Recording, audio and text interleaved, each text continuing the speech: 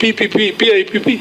Unless the CS can tell us the information he has is a classified information, is a secret information. While preparing to submit the documents, I was advised by my technical team of some developments that would possibly wish to do some housekeeping and confirm first whether we can prosecute this matter while there is a court case.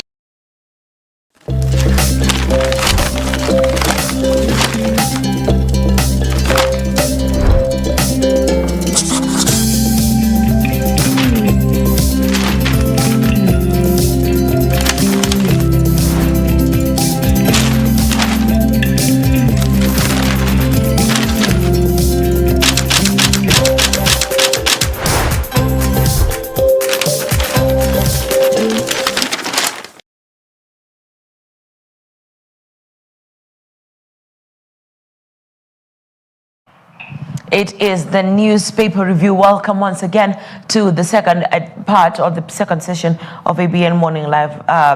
Today, I'm quite saddened by the kind of content that is being portrayed on the newspapers, not because it's bad, but because it's not only sickening, but saddening. We start off with the Star newspaper that has done an extensive report on the following. Allow me to read it straight from the newspaper. Number one, shame of globetrotting governors, MCAs, as counties splash 17 billion Kenyan shillings on travel.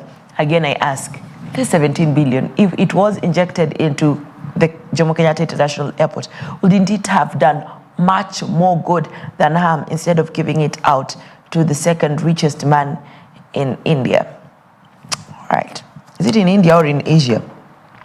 He's the second richest man. Okay, I'll get to that later.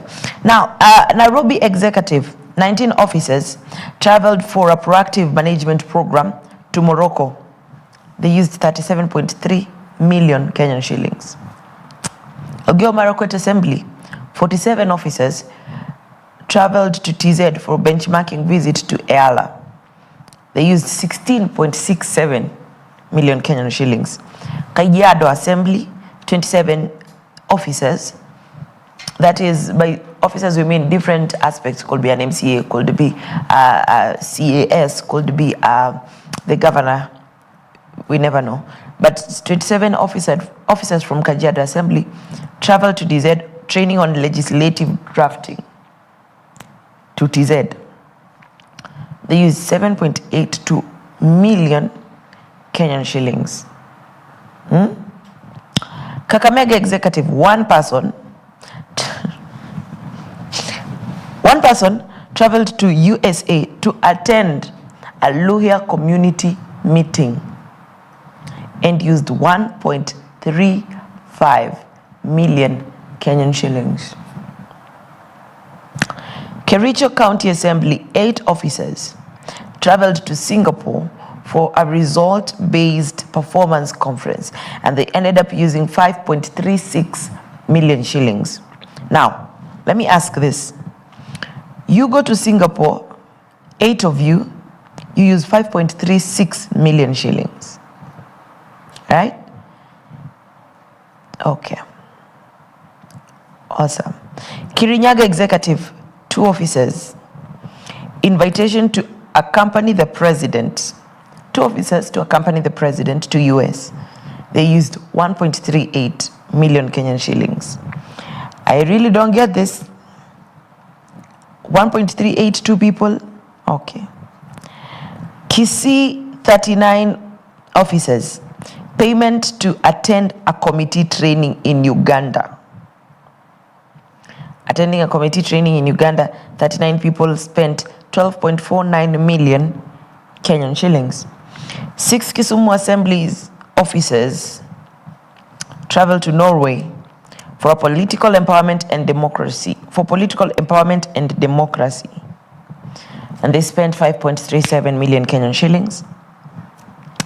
Kwale executive, four Kwale executive officers traveled to Morocco, spending 2.38 million Kenyan shillings. Must be nice. Like Kipia Assembly officers, 28 of them, traveled to Tanzania for a training, and they ended up spending 20.75 million Kenyan shillings. Kudos our leaders, you're doing great. Yes, this was the question I wanted to ask earlier on. Kajiado Assembly members, 27 of them went for a training in TZ. They spent 7.82. But Laikipia Assembly officers, 28 of them, that is one more, spent 20.75. So there's a difference of one person, same country. But how does it move from 7.82 million to 20.75 million Kenyan shillings? Tunaomba serikali. All right. I will say nothing more on the Star. That's it. The Daily Nation.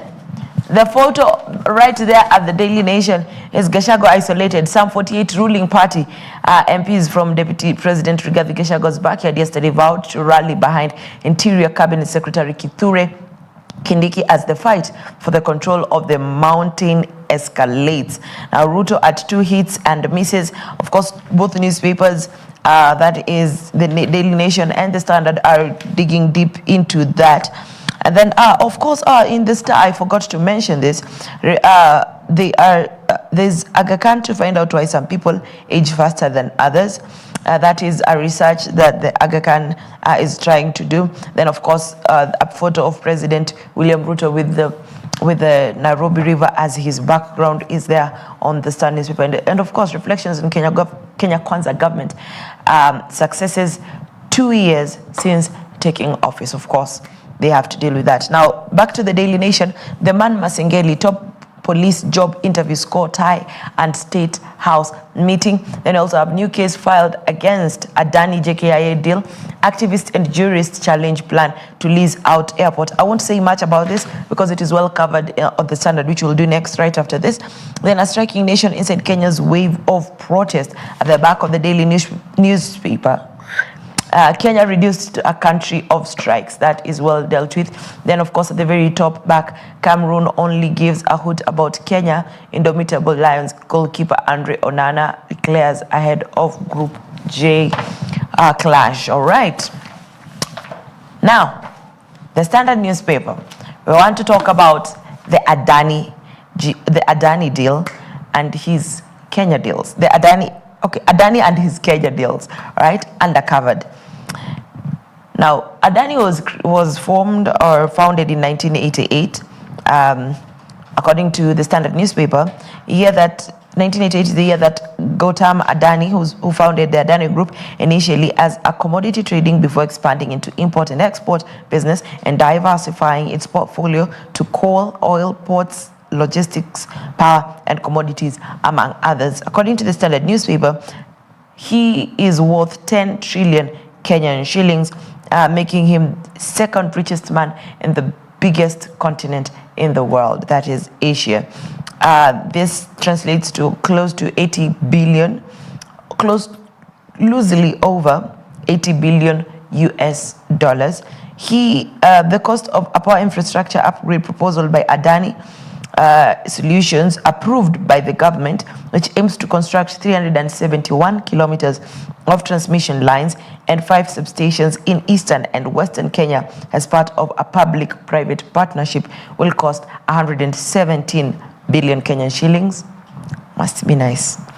Now, 30 years is the duration that Adani wants to run JKIA in a takeover deal that will see it upgrade the airport, including construction of a second runway and a new passenger terminal. Okay. Must be nice.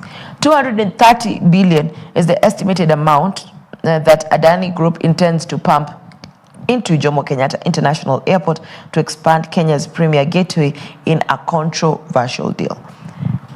Again, I ask, just the other day, the president was able to fish out some cash, around 500 plus million from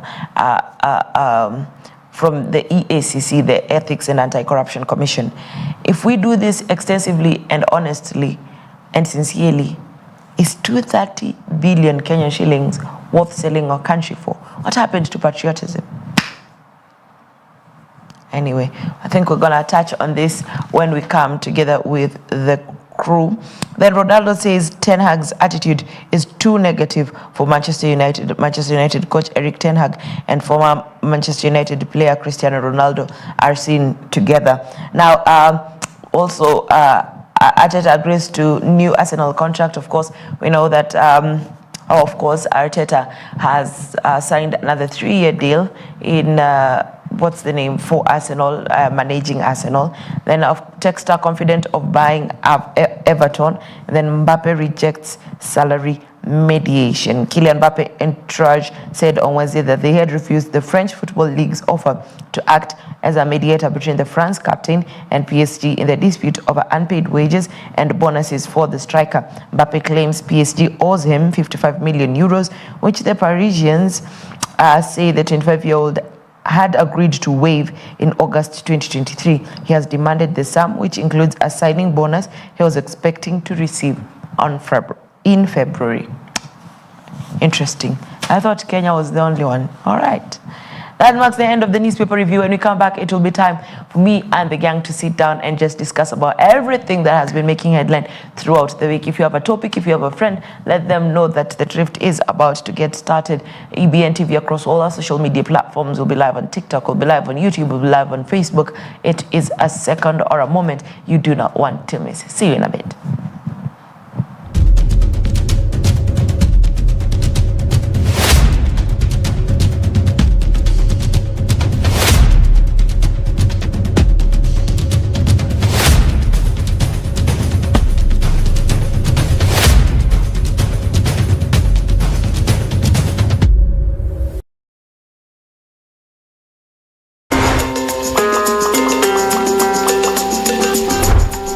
In hospital put together should have been 16 because 140 plus 16 is 156, right? But now after wamesema 140 wako na wazazi vizuri, wanatuambia tena 21 wamekufa na 3 wako kwa hospitali. Ukifanya 140 plus hiyo 24 inakuja 164, lakini tena wamesema 8 walikuwa nyumbani, so 8 extra wametoka hapa.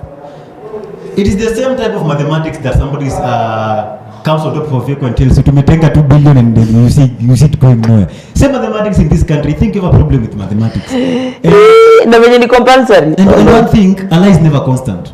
A lie can never be constant. It has never happened. Because if you lie right now, you need another lie to try to find that lie. And then the consistency in lying is very difficult unless you are a president somewhere. But now, one thing I can say. There is something big going on around this particular school. It's just more than what meets the eye. You know, it is more than what they're telling us in our faces. You know, they take us for fools because you have been fools for the longest time. You know, And one thing I want to say is this: I hope. I hope because I'm not sure. The real truth will come out as to why. First of all, why would a fire happen in such an environment whereby we believe that? But before that, I'm thinking, it was a primary school, right? Yes. Why would a parent take a primary school kid to a boarding school? Why? Sisi kwani ulisomea primary? Is that even right? We miss I will never take my kid, my lower than 14-year-old kid to a boarding school. That's a kid that should be cared for. I think it is. Why? We are messing up everything. A kid that's below 14 years, that is a kid. That's a kid that cannot take care of themselves, and you don't leave such a responsibility to a teacher. Si unamfundisha responsibility akiwa mdogo. No. Let kids be kids when they are kids. Jamani. That's why we have grown-ups who are still kids. Ay, jamani. Because at the end of the day, I think I'm changing the story. No, let me just say this. Juu nilikuwa hata niende tu huko. Because at the end of the day, I feel like the first teacher should be a parent. Agreed. There's something that a parent teaches you that a teacher won't teach you. Agreed. You know, because there's a relation you'll have with your parent that you will not have with a teacher. Agreed. Now, the parent, especially moral, forget about the moral teachings from the teacher, because that one is book. From the teacher is more book work and just the overall character. But the parent instills something that maybe a teacher won't do, because the relationship between a kid and a parent is more intimate as you can compare to a teacher. So a child should look up to a parent. So a kid below 14 years, that is a kid, that's a child. So that one needs to to be at home, to learn from the parent first before start being taught by the world. That's why we are raising up people are growing up with very funny behaviors. Because if you expose your kid to another kid who comes from a different part of the country with different behaviors to your kid, so the kid grows up with certain behaviors that you did not, as a parent, you didn't instill in them. That's why we have grown-ups who are liars, we have grown-ups who are thieves, we have grown-ups who are every bad thing we can mention in this country. No, I'm angry. But I like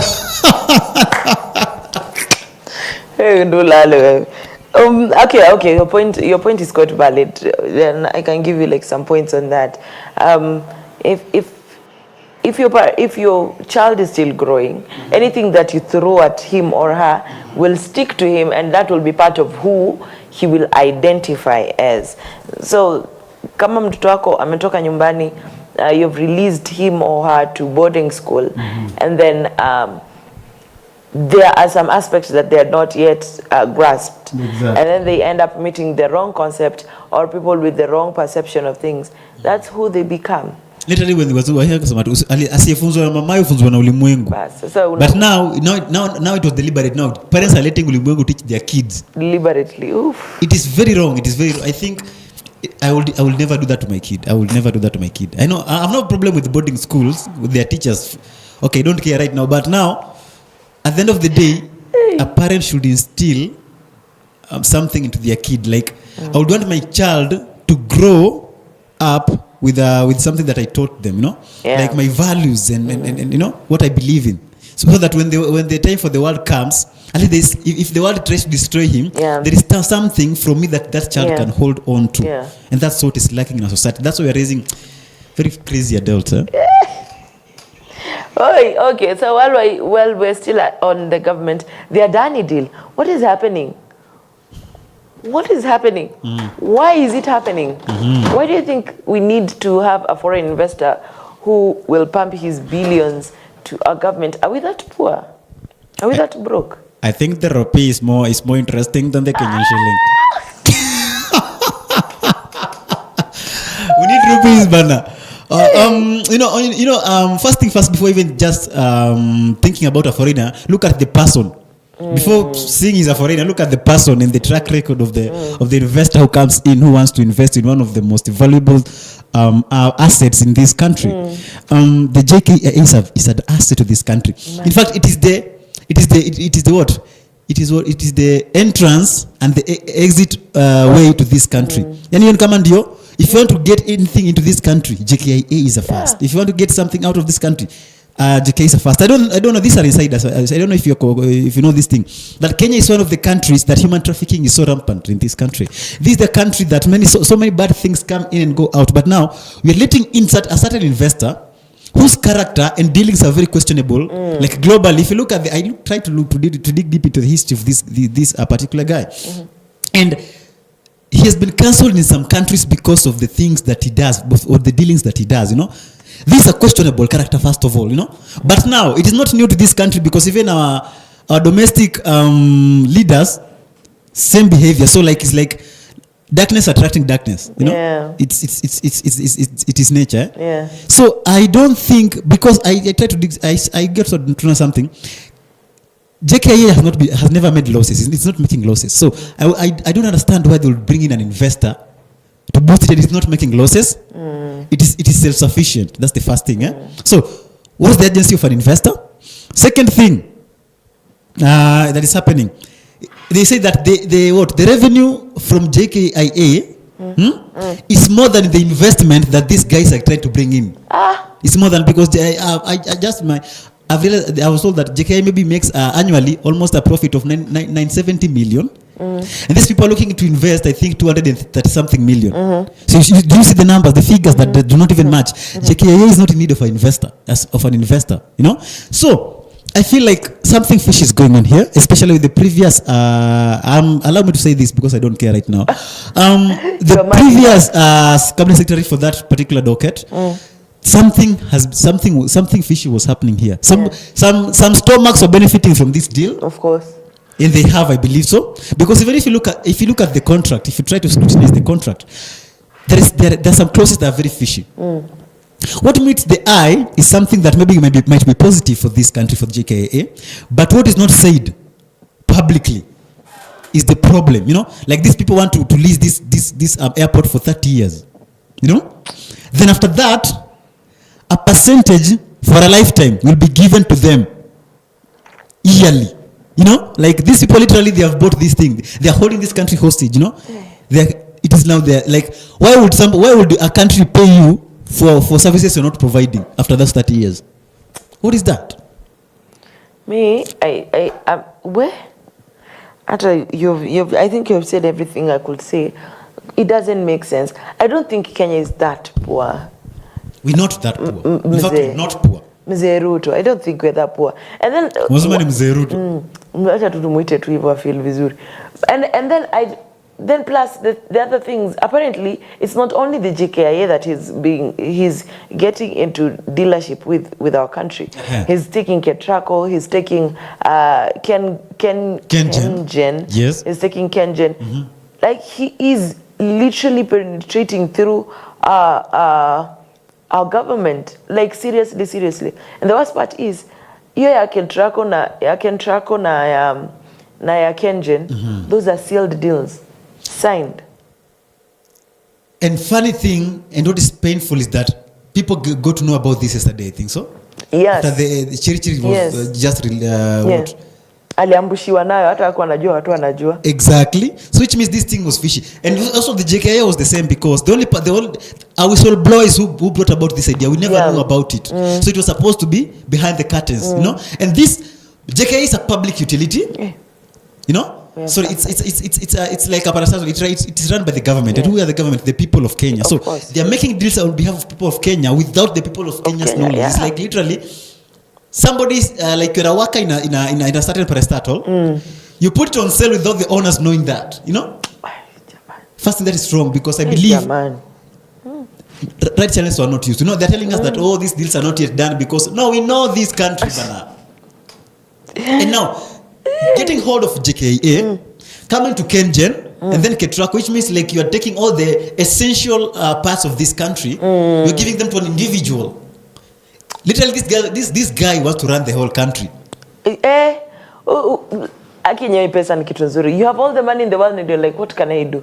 There's this country somewhere. Let me just go and penetrate into its system and take everything. Exactly. This is my thinking. This guy Adani, I think maybe can be just a face of something. He's just a face, I believe so. Yeah. I might be wrong on this, but I think he's just a face. The real perpetrators, some of the real vampires on this thing, I believe, are Kenyans. Not Kenya's people, the leaders who are behind that. Of course. Juu hakuna venye mtu anaweza toka tu huko India akuja achukue JKIA bila leaders wenyewe tena political leaders. Let me put it at that. Exactly, and we know them, we know their faces, we know their names, but we just cannot mention them because we don't have lawyers right there at the moment.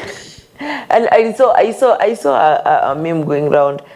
You remember when we were young, Scooby-Doo, the plot of Scooby-Doo would always be that somebody, a villain is terrorizing a town or a city, and then at the end of the episode, they'd find him, bound him, and then take off his mask.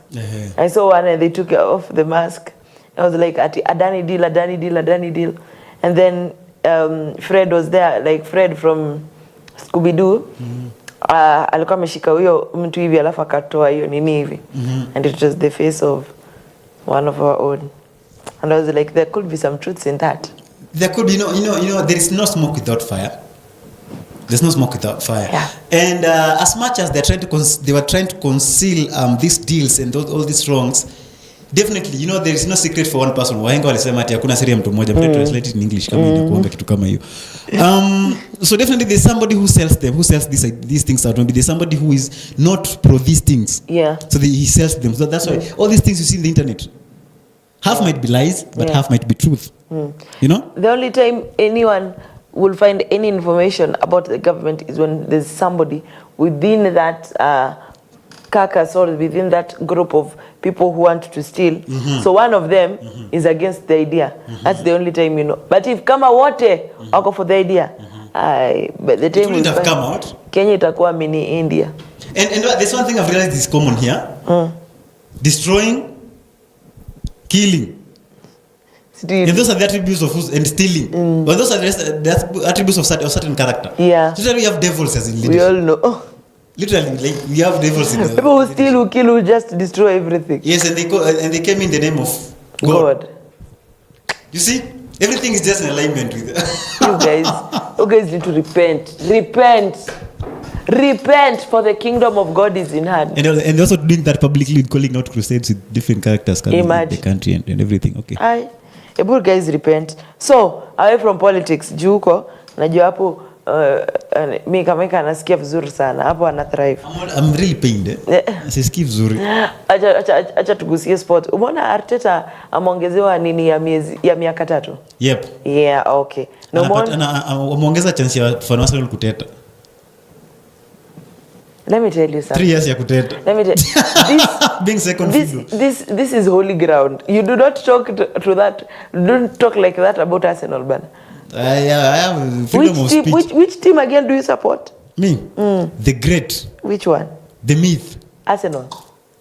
The great Manchester United. The Great Manchester United. The Arsenal. There's nothing like the Arsenal. The Arsenal. There's only the Manchester United. The Arsenal. Let me tell you, kwanza nini anaitwaje? Cristiano Ronaldo nimemwona anateta about your current manager. Na sisi wetu hakuna mtu ameteta. Yeah, because you're used to mediocrity, so you're just normal. To use it looks normal that you finished the second time, number 2 for Kosaga TVs. To us, it's not normal being at the place that we are. That's why you can see people complain. Nobody complains when Arsenal finishes 8th. Nobody, because they are used to that mediocrity, you know. Acha tutoke huko. Otherwise itakuwa scoreboard part 2. Scoreboard reloaded. Haina shida. I know where I will get you. But in case I just wanted to do that and just say, in case you're a sport fanatic and you'd want to catch up on what's happening in the world of sports, I'll make sure you join. Mika there has his shows, The Scoreboard, on Monday from 2 p.m. to 4 p.m., right? Yes. Yeah.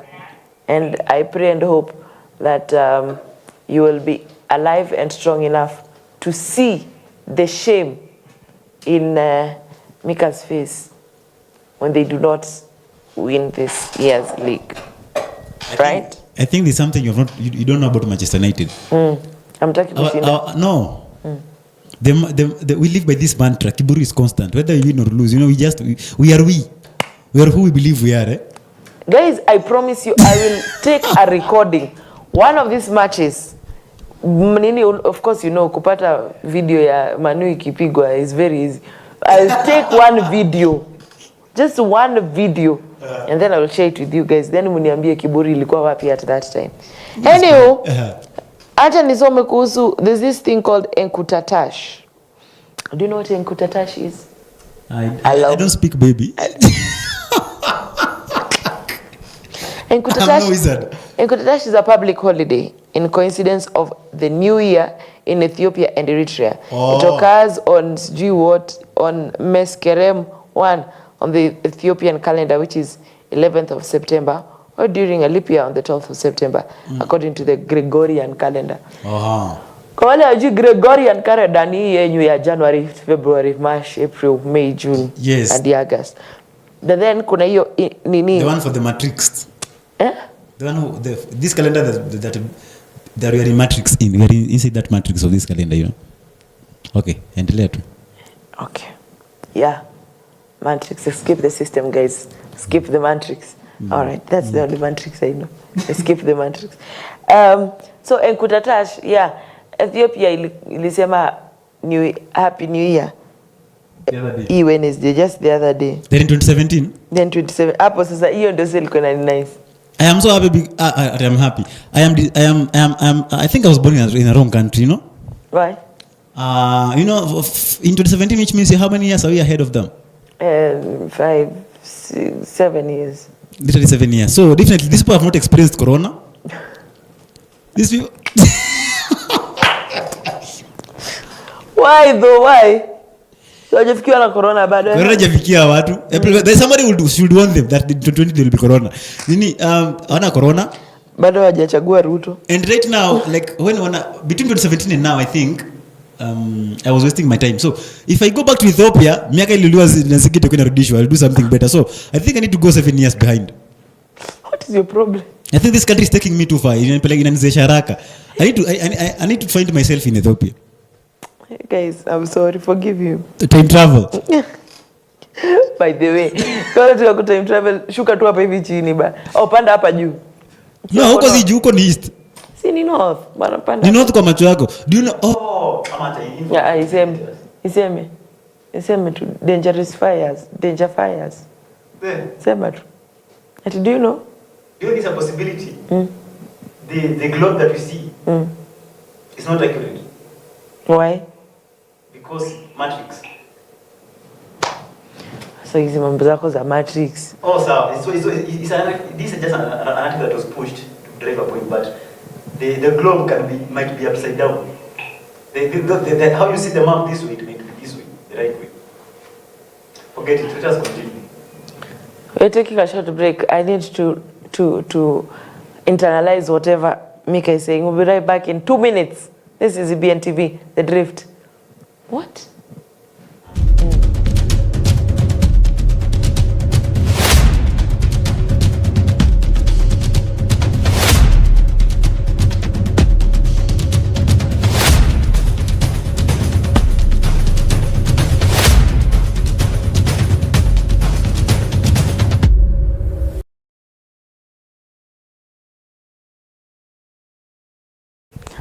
Yeah, I really needed that break because akili yangu imezima tu ikaniambia no, I'm not understanding this.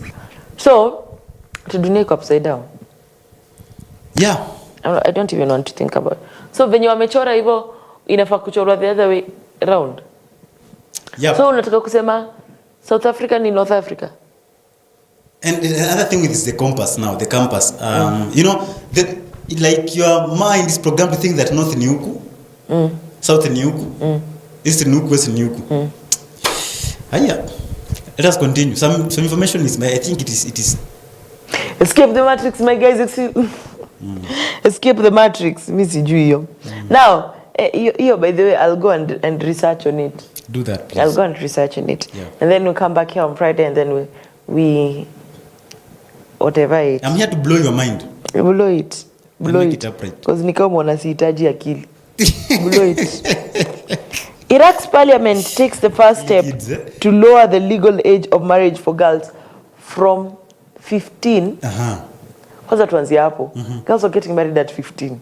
Yes. Why do you look like you are? Why are you shocked? And then they are lowering it further to 9. So kama uko na I don't know if I'm supposed to say this. But come on.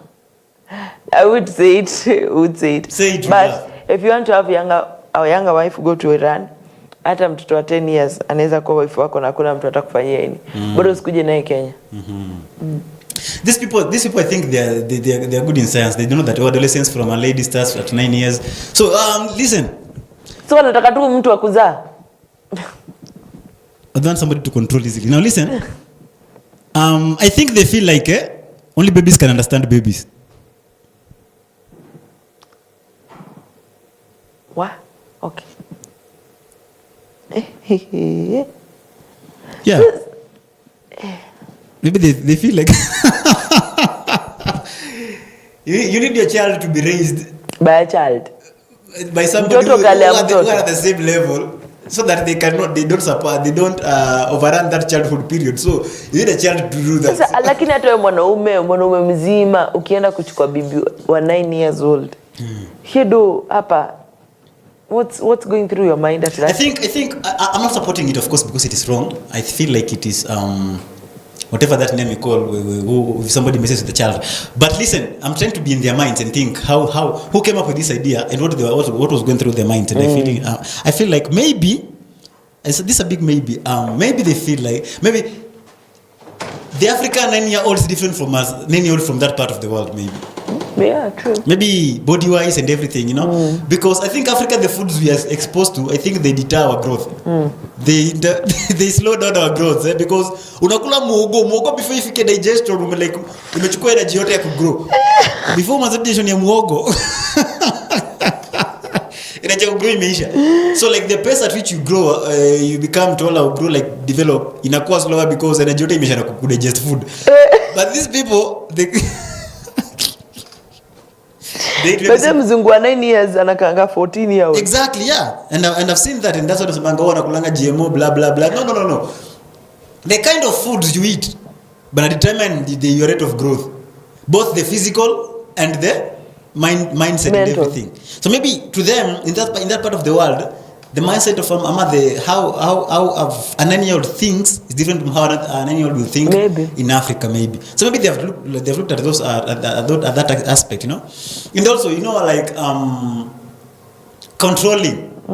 A man wants to dominate. That is the nature for man to dominate. So they feel like these empowered women who are 20s and 30s and everything, they look like they want to be men. So you want to start they look like holding your wife from that age and this is my husband. And they look like they want to be men. Oh, you can't say that. That is the truth. Kwani hao si wanaume? Yeah? Kwani si wanaume? Si wanaume already. No, I'm saying the women. Oh. They want to be men. Yeah, you 30-year-olds, you 20-year-olds want to be men. So exactly. Yeah. A modern 20-year-old lady wants to be a man. That's why you tell things like, oh, what a man can do, woman can do better. Oh, we are equal, and all that such shenanigans. So they want to start molding their spouses from an early age. I think they should add something. They should give a grace period for now getting for maybe thinking of a child. Maybe you marry at 9 years old, but start thinking of a child when that lady at least reaches 18 years old. At least, Sindio. It would make sense, because I don't see how a 9-year-old will give birth. They do. They do actually. Yeah. They do. You know, I skipped my biology lessons. I did skip. You can, as long as a 9-year-old. Yes, as long as you can get your periods, you can get. Lakini si hata Africans kitambo walikuwa nazaa at that age. You are not sure about that. We are very sure. Who says that? Very sure. Mtoto ulikuwa, you see your first menses, it's over, you are married. Ulikuwa unakana mzazi hadi your first menses, and then you're sold off, or you're married off. Maybe it is not wrong. But I wouldn't encourage somebody to marry a 9-year-old. Why would you not marry? Why would a 20-year-old marry a 30-year-old marry a 9-year-old? What even? That's somebody who cannot even challenge you. That's a pedophile. You're just a pedophile. No, those are just names you put. You're a legal pedophile.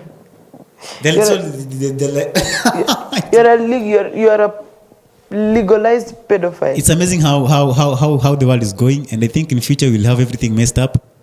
Well, everything will be legal. Yes. Bora tu kwa na certificate. Everything will be messed up. They are missing the idea of menses. Speaking of men, there are 4 laws to men. A man who lacks purpose will distract himself with pleasure. I have no issue with that. Use your weekend to build the life you want instead of trying to skip the one you have. Sina shida na yo. Never stay on a relationship or job that makes you feel miserable. Sina shida na yo. Ya nini ndio tuko na shida na. Men become unstoppable when they lift heavy weights. Eat healthy and focus on building themselves. Building the body or the life in general. They make sense, but not to some of us. So you become unstoppable when you lift heavy weights. You know, how much of importance is that? Wait, masculinity and stoic. Listen, I think it depends on the one thing I've learned. I've taught myself for this period I've been in this world, and as an adult, is that everybody might be right. So the first question when somebody gives you an idea, you ask, from what point are you arguing from? You know, just listen from their own point. You know, so like there is no general right, okay, or wrong, because people view things differently. You will see a 6, I will see a 9. So the first question before answering someone you should ask them, from what point are you bringing about this point? But is there a point where lifting heavy weights make you unstoppable. Exactly. There. You see. Let me tell you one thing. One of the twisted ideas about this world. There is how strength is. There is how different people see strength differently. No.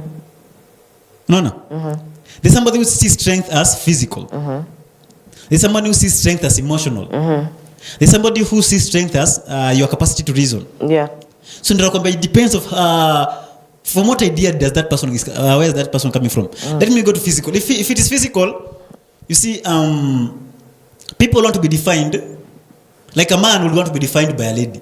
Yeah. Weak man, of course. Now, wow. Yeah, you want to be defined. So a lady, when you see, ladies love muscle. Somebody when you got a muscle, come I disadvantaged. But now, yeah, muscle is in the brain. Now, yeah, the muscles can come in different parts of the body. So yeah. Now listen. We want to be to fit into somebody else's idea. That is what how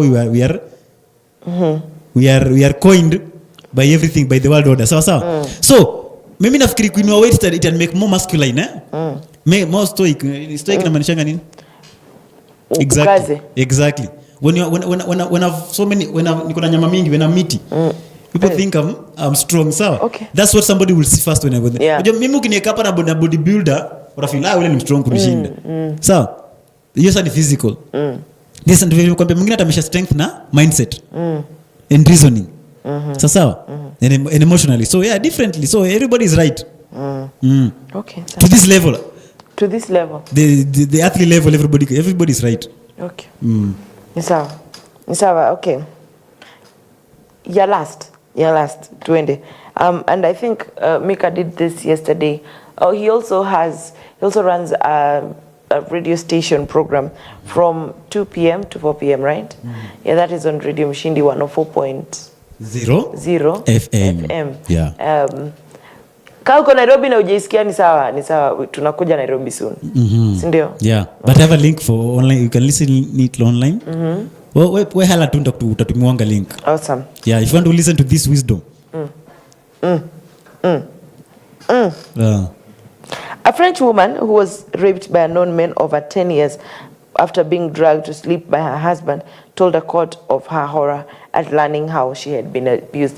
So this is the story. So for 10 years, mume amekuwa akidrag bibi yake, and then ana receive pesa from other men who come in, rape the woman and go. I'm done. Hey. Na nakumbuka juzi we were talking, Mika akisema ati wanaume wafanyangi vitu mbaya. Yeah, wanaume wafanyangi vitu mbaya. Hiyo ni nzuri sana. No, you know, there's only much a man can do. So, the only problem with human beings is that you leave a leeway for the devil to influence.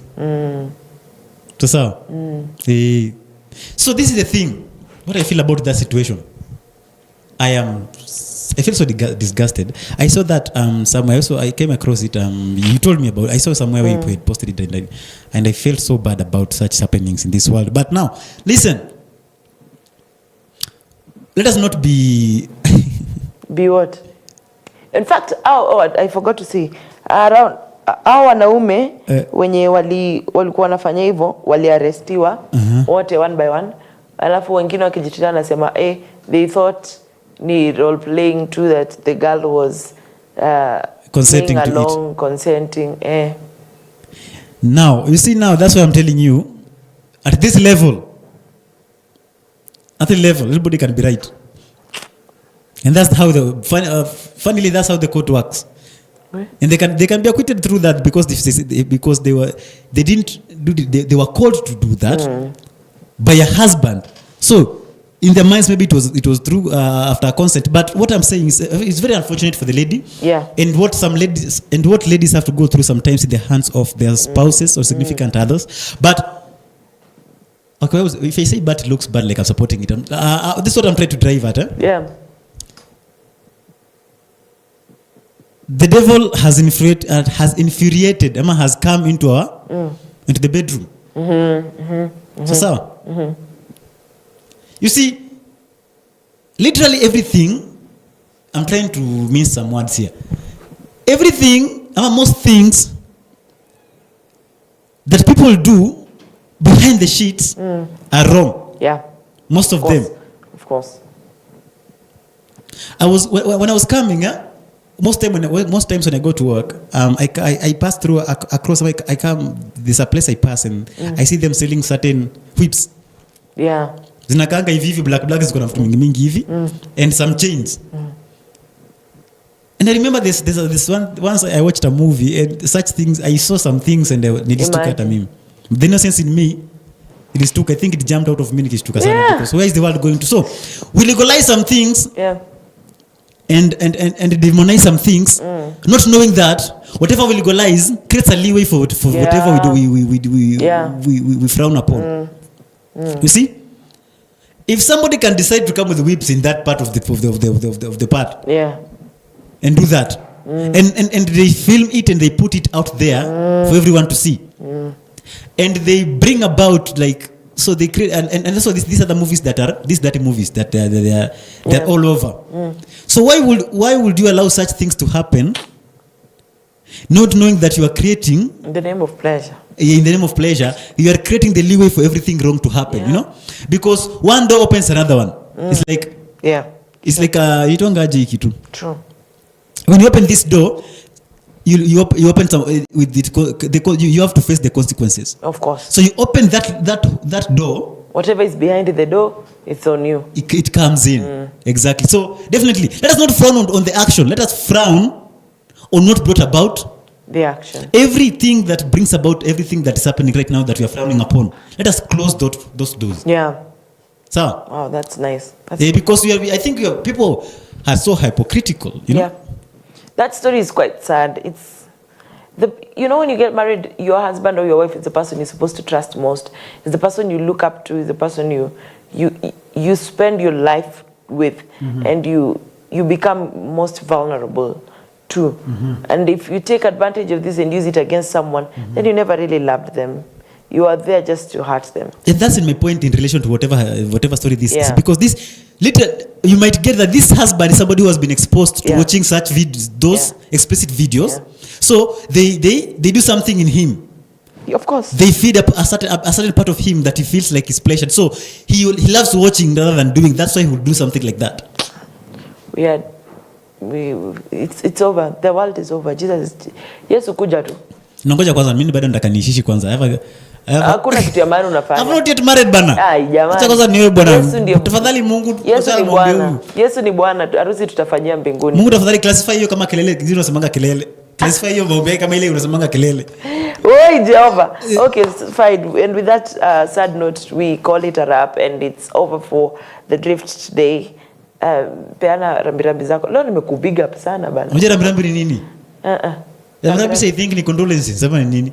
Si salamu. Tuliza vitu, rambirambi ni nini jamani? Nipe rambirambi kwa nani? Si salamu. Rambirambi si salamu bana, ni kama condolences. Sama mimi ama Kiswahili yangu inaniruka ruka. Mimi sijui. Mimi nasikianga tu rambi zangu. Hapana. Rambirambi I think is something like condolences. Paretio na ni waluya tu. Do I need them? Right now I'm in that period. But anyway, you're mourning the country. No, I'm not mourning I'm mourning the country and a relative. So sorry. Sorry. So that's why imeongeza I think kwa hiyo anga. So you're mourning the death of JKIA and Ken. Disclaimer, sipeani rambirambi. Ni just my mimi napeana rambirambi the death of JKIA, Kentrako na Kenje. And the death of what? Justice in this country. Like literally everything is dead in this country. Kwanza Masengeli anaitwa aje na leo ngoja. Can we talk about that? Ana vile naangalia vibaya. 2 seconds ukisema baya. You see when somebody is supposed to enforce the law goes against the law, then the country is messed up. Yeah. So the next time if I get arrested, I'll say if they summon me to court, I'll say if Masengeli cannot come to court, why would you pressure me to do that? Utabdaktiwa bro. Listen, one thing I always say is at the end of the day, whatever energy you give, the energy you receive.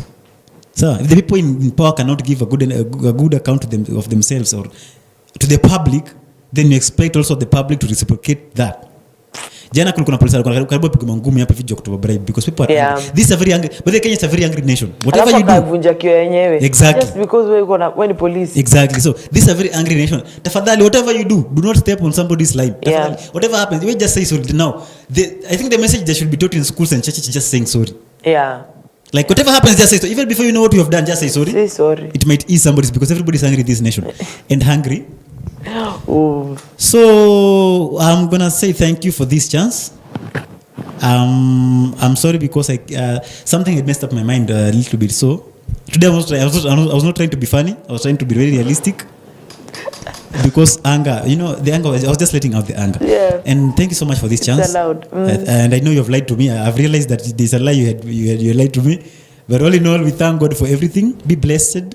Let's pray for this country. Let's pray for our leaders, because at the end of the day, they are leaders, and as much as we don't accept what they do, let us just respect your chair, the position. Let us respect the position. Don't abuse your leaders. Just criticize them friendly. You come a friendly match, positive, the good friendly match. Now listen, God be with you, bless you so much. I hope if you call me next time, I will try to come. Yeah, but like I said earlier, it's not easy for me to wake up. I'm not a morning person. Yeah, I've called you already. I admit that. Although I'm calling you right now, so usipokuja watu watajua tu ulikata.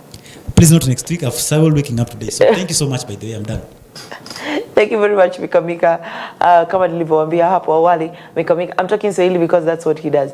Mikamika hufanya kipindi cha Afternoon Jam pale Radio Mshindi kwenye 104.0. Umtafute pale utampata. And he also does the Scoreboard, which is a sports show, and he hosts an amazing panel. Ukiwa pale na Emmanuel Ndeti pamoja na Rodney and sometimes Askofu. It's always a conglomerate jamani of analysts. And okay, sawa, bye. Basi acha niwaache watu waende wakasirikie huko mbali. Makasiriko wapeleke mbali. That's all the time we had for the drift here. Thank you very much. Muna alikuwa tu on the other side, amekaa amekasirika akiona watu hapa akisema ati Manchester United is the great nini. And Alice uko on the other side of the studio. Thank you very much. It has been an amazing time. Thank you. Till next time. The leadership is coming up next. Do not touch that dial. Bye.